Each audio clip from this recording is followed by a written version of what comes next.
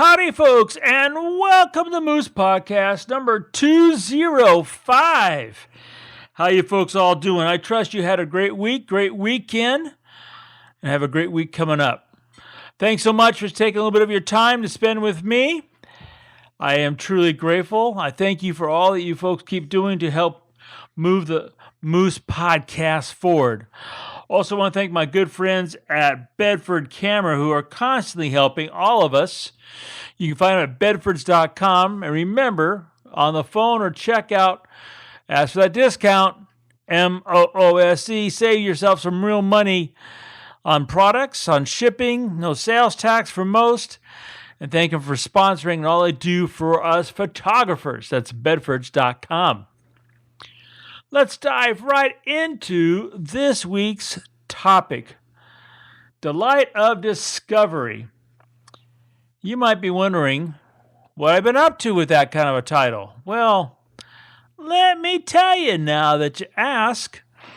Got some good friends up for the week and busy looking and checking things out, exploring what it is to be in Montana. So my beautiful bride had found this little spot in a magazine, said we should go check out Garnet. Now, we hadn't been there, and now that we're up here, we're trying to go and find these little gems, as they were, places we hadn't been before that tells a little bit more about Montana. So off we went to Garnet. Had a delightful drive, even though the smoke from the West Coast, and all of you on the West Coast, my heart goes out to you. That just, it's just scary stuff, man, and please be safe.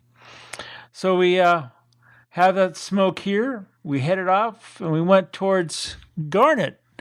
And a couple hours later, and going up about 5,000 feet in altitude, we got to this, I don't know what else to call it, this little Shangri-La up in the mountains. Garnet is a mining camp, but unlike most mining camps, this one wasn't into the brothels and the saloons. This is where the proper people stayed, for lack of better terms.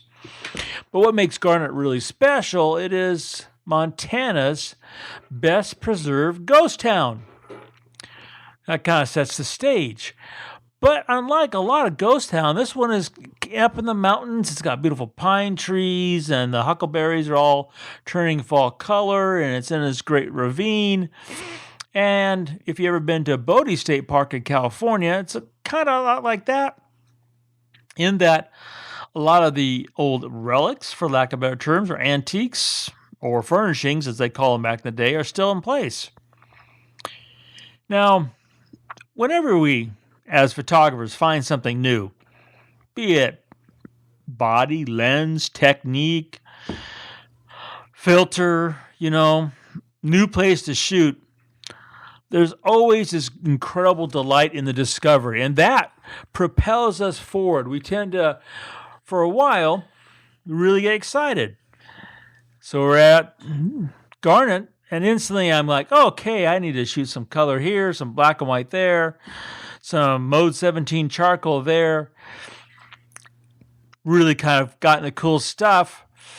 And then that the light of discovery starts to wear off a little bit.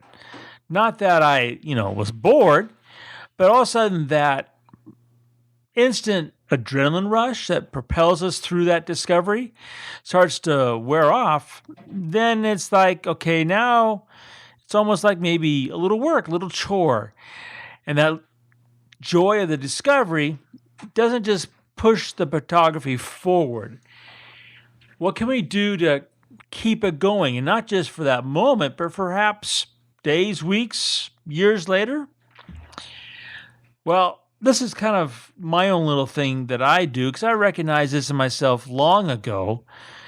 I've told Sharon quite often that, I'll do something brand new, and then after a while, I have to say, okay, and I have to kind of push myself to keep going.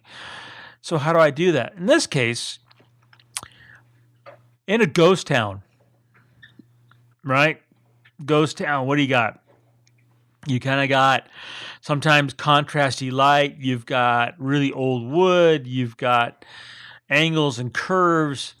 And this particular time, we had the dense smoke / cloud cover, and there wasn't really any clouds, but it wasn't that choking, horrible smoke you've been seeing in the photographs. It wasn't orange. It had a more of a gray cast to it. But the end result was you had a really nice mellow light. You didn't have any hard contrast. So while some shots, especially some of the really great old wood with that really great weathered patina, just scream for color, a whole lot of it, to me, was screaming for that Mode 17 charcoal. Now, there's one way to keep the light of discovery going is to start matching something you don't do very often. I don't really go to Mode 17 charcoal very often. It's not a daily thing, weekly thing. It's a few times a year kind of thing, just when it happens to work. And today it worked. So now I kind of took the light of discovery and added another one to it. It's kind of like having your cake with your icing kind of scenario. And so I started shooting with that. And that worked for a while.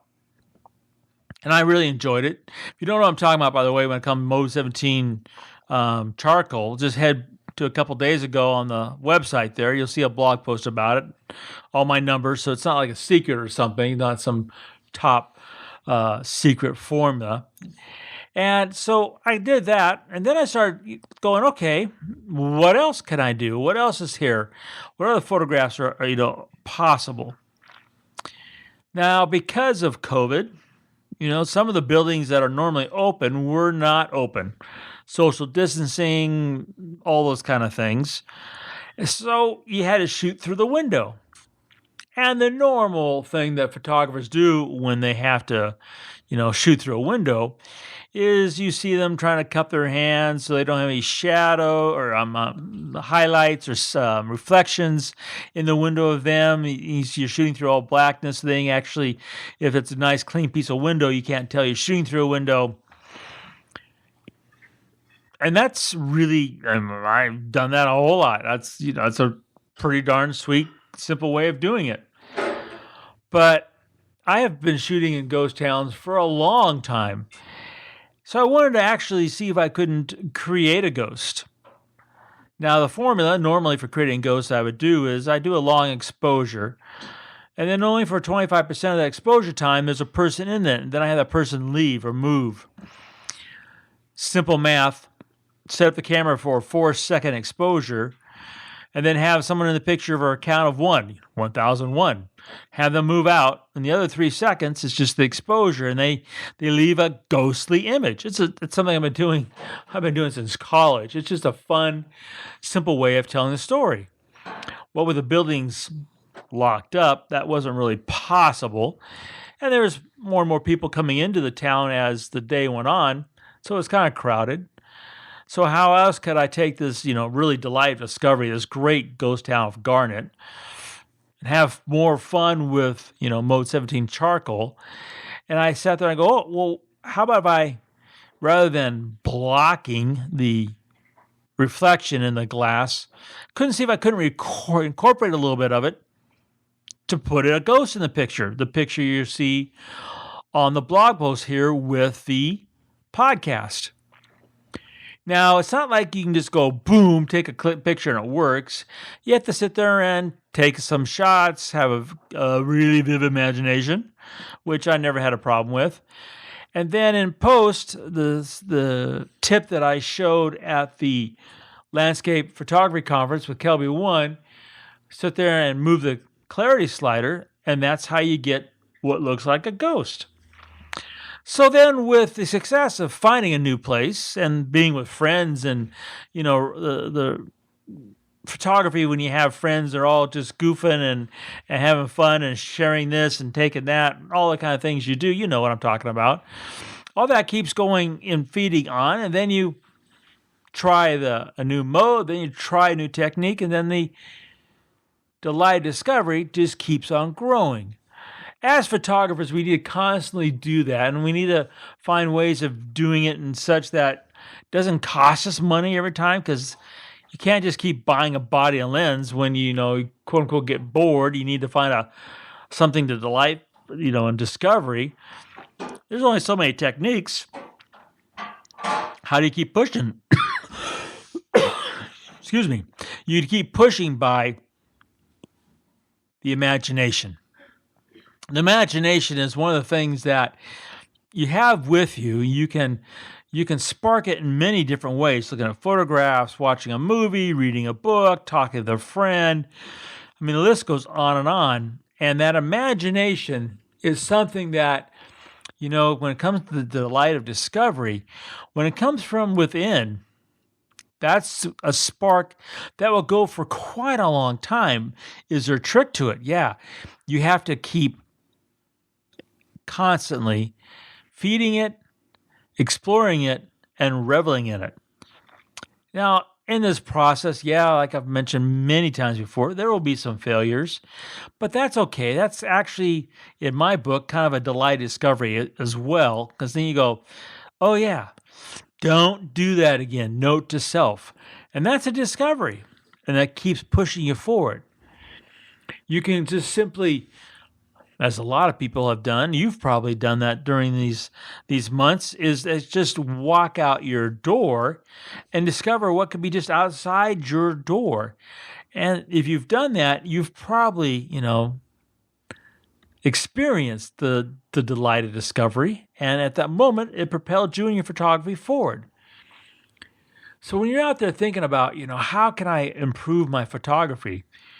It could be as simple as not actually having a camera with you. It could be as simple as exploring something new.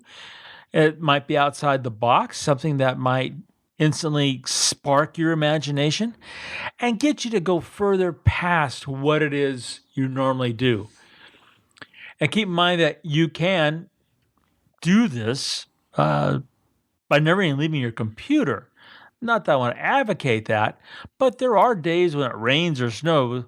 You might simply take an old photograph that you really like and start over and completely sit there and reprocess that file.